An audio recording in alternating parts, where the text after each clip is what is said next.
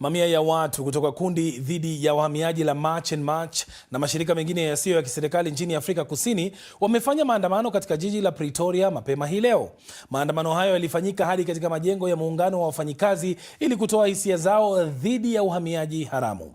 Waandamanaji hao wanasema kuwa serikali imefeli kukidhi mahitaji ya raia wa Afrika Kusini na kukashifu serikali kwa kupuuza uhalifu unaotekelezwa na wahamiaji wasio na vibali rasmi na vile ukosefu wa ajira miongoni mwa raia wa Afrika Kusini. Aidha, wametaka wale walio nchini Afrika Kusini kinyume cha sheria kurejeshwa makwao.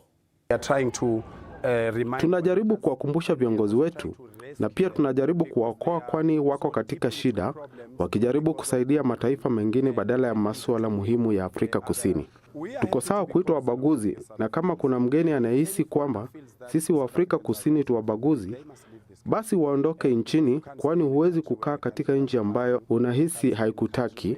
Huwezi kuwa katika nchi ambayo upendi raia wake. Tuliishi vizuri na wageni hadi pale walipoanza kutukosea heshima wakitutukana.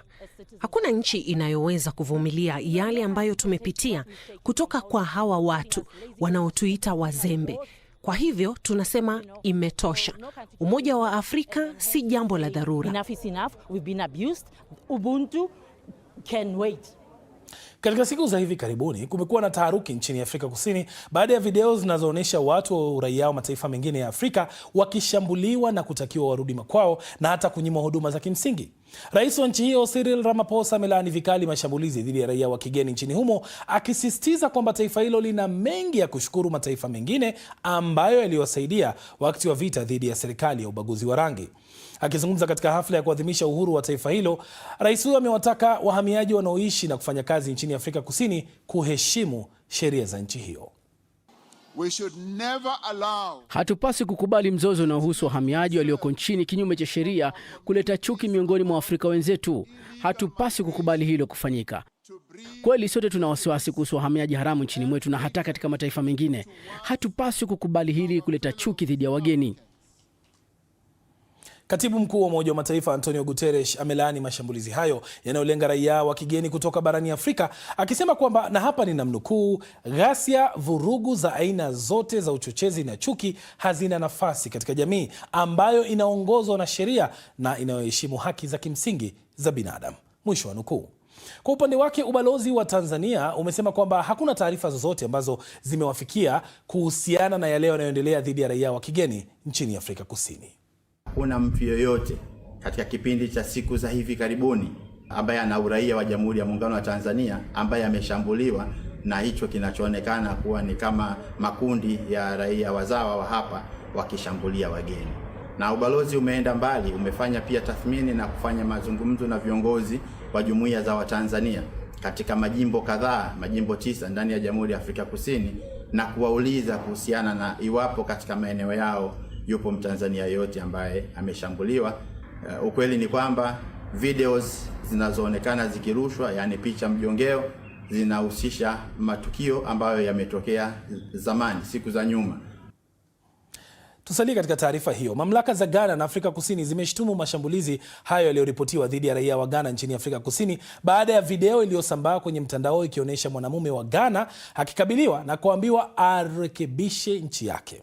Wizara ya mambo ya kigeni ya Ghana sasa inaitaka Afrika Kusini kuchukua hatua mwafaka ili kuwalinda raia zake nchini humo. Taarifa ifuatayo ya Leila Mohamed inachambua jinsi tukio hilo lilivyozua ghadhabu nchini Ghana. Video hizi zenye maudhui ya kuogofya zinamwonyesha mwanamume mmoja ambaye alitambulika kimakosa kama sio raia wa Afrika Kusini akishambuliwa na kundi la watu nchini humo. Video hii nyingine inamwonyesha mwanamume ambaye ni raia wa Ghana akizomewa na kuelezwa arejee nyumbani kuitengeneza nchi yake.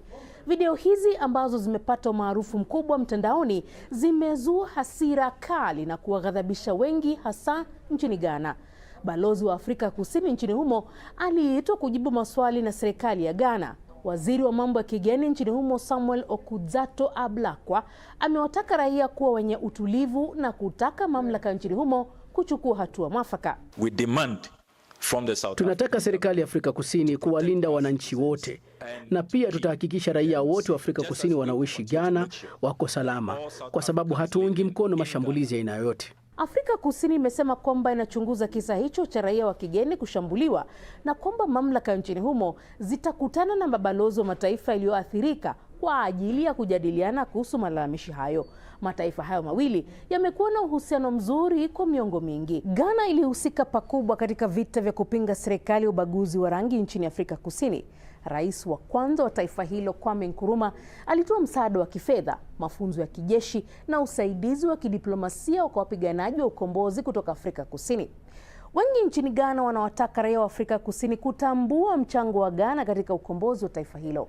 Waziri wa mambo ya kigeni Samuel Ablakwa amesema kwamba mwathiriwa ametambuliwa alipo na kupata usaidizi unaomfaa.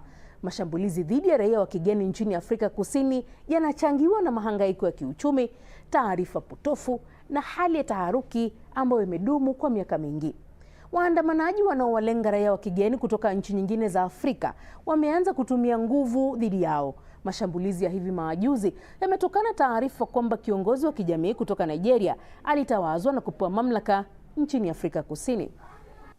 Sasa ili kuelewa zaidi tuungane na mwandishi wa habari Nixon Katembo, anajiunga nasi mubashara kutoka Johannesburg, Afrika Kusini. Katembo, ni yapi ambayo yamejiri katika mkutano wa kupinga wahamiaji kutoka nje huko Afrika Kusini hii leo? Ni kweli kupinga wahamiaji wameweza kuwasilisha nyaraka za malalamishi kwa ofisi ya rais ambazo zilipokelewa na naibu wa rais katika ofisi ya rais Mshauli Mzeba, ambaye alikubali kwamba serikali inakubaliana na malalamishi ambayo yametolewa na hivi kusema kwamba swala hilo serikali inaendelea kulivalia njuga na kusikiliza malalamiko ya waandamanaji. Katembo, tunapotaja malalamiko, raia wanalalamikia nini haswa? Haswa ni kudhalilishwa kwa kile wanachokitaja uonevu kutoka kwa baadhi ya wageni ambao wanaishi hapa nchini, haswa mataifa ya Nigeria na Ghana, na wengine wanaosema kwamba raia hao wanashiriki katika kuendeleza uhalifu, ikiwemo ugavi wa madawa kulevya katika maeneo mbalimbali na kuathiri jamii ya Afrika Kusini. Na upande mwingine ni swala la kiuchumi ambako anasema kwa maduka madogo madogo ambayo yangemilikiwa na raia wa Afrika Kusini sasa hivi yanamilikiwa na baadhi ya Wasomali pamoja na raia kutoka Ethiopia na Bangladesh na huko Pakistani. Sasa hili ndilo tatizo kubwa haswa. Upande wa mwingine kuna pia kazi za mayaya kwa mfano kutoka Zimbabwe na Malawi, na wale wa kutengeneza mashamba za majengo ya watu na kufanya kazi madukani kwa kuuza vitu vya rejareja. Hizi kazi zikichukuliwa haswa na wageni kutoka mataifa tofauti. Katembo, hii si mara ya kwanza maandamano haya kutokea na hali kama hii ya raia kutoka mataifa mengine kupigwa. Kwa nini suala hili linajirudia tena kila mara? Ukiangalia kwa tathmini yangu ni kwamba suala hili linajirudia wakati wa siasa za ndani zikichachama, haswa tukielekea uchaguzi. Nakumbuka mwaka huu mwezi mchache ijayo tutaendelea katika uchaguzi wa serikali za mitaa, na serikali iliyopo madarakani kwa sasa ni serikali ya mseto kati ya vyama vya upinzani na chama tawala cha ANC. Kwa hivyo kauli za kisiasa ambazo nasikia kutoka kwa viongozi inaelekea sana kuwaridhisha raia wa ndani ambao ni wapiga kura na wanalalamika kuhusu haya masuala ambayo wanaendelea kuyalalamikia. Lakini kihalisia sheria za Afrika Kusini kwa zinalinda haki ya wahamiaji na pia kuweza kupata wahamiaji, na hao pia kuna wahamiaji ambao wanajihusisha katika uhalifu pamoja na kusalia nchini bila vibali. Katembo, kuna video tumeiona ya Rais Ramaphosa amewataka raia wa kigeni nchini humo kuheshimu tamaduni, sheria na hali ya maisha ya Afrika Kusini. Hili linachukuliwa vipi na raia nchini humo wenyewe? Raia kwa ujumla wamesema kwamba wanashukuru kauli ya rais, na ni kama yeye kutambua kwamba kuna kasoro kutoka haswa kwa baadhi ya wageni, na taifa ambalo limelaumiwa sana ni raia kutoka taifa la Nigeria, ambao kuna baadhi yao ambao wanazushisha na vitendo ambavyo ni vinawadhalilisha wa Afrika Kusini, ikiwemo hata pia kuwatumia katika biashara ya ngono. Sasa hilo linabainika wazi, pamoja na uuzaji wa mihadarati na vinginevyo. Sasa nadhani hii ndio imekuwa ikileta ghadhabu na ikasababisha kwamba raia wote wa kigeni kutoka mataifa ya Afrika washirikishwa katika makosa ya watu wachache fulani ambao wanajihusisha na vitendo hivi ambavyo vinaenda kinyume na sheria za nchi. Katembo, kuna kitu kingine ambacho kimetajwa sana katika mitandao ya kijamii kwamba kuna kiongozi wa jamii kutoka nchini Nigeria alitawazwa. Je, hili kweli lilifanyika? Na kama lilifanyika, watu watajiuliza kwa nini kitendo kama hiki kilifanyika?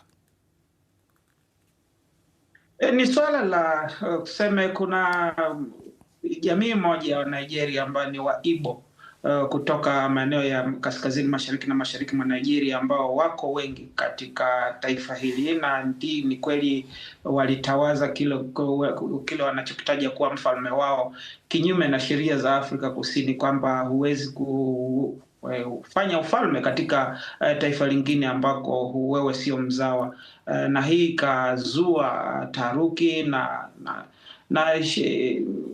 matatizo makubwa kwa jamii, kwamba imekuwaje swala hili likaruhusiwa, ili kuna falme za Afrika Kusini ambazo bado zinashirikiana na serikali katika kuendelesha masuala ya jamii kwa Afrika Kusini. Sasa hiyo nalo limekuwemo, lakini kiongozi huyo alijitokeza bayana baada ya serikali ya Nigeria kuingilia kati na balozi wa Nigeria kupinga hatua hiyo ya jamii ya Waibo katika mkoa wa Cape Mashariki ambao walitawaza kilo mfalme. Shukran sana. Nixon Katembo ni mwanahabari huyo, tukisema naye yuko Johannesburg, Afrika Kusini, na mahojiano hayo na Katembo ndio yanayotukamilishia taarifa yetu kuu.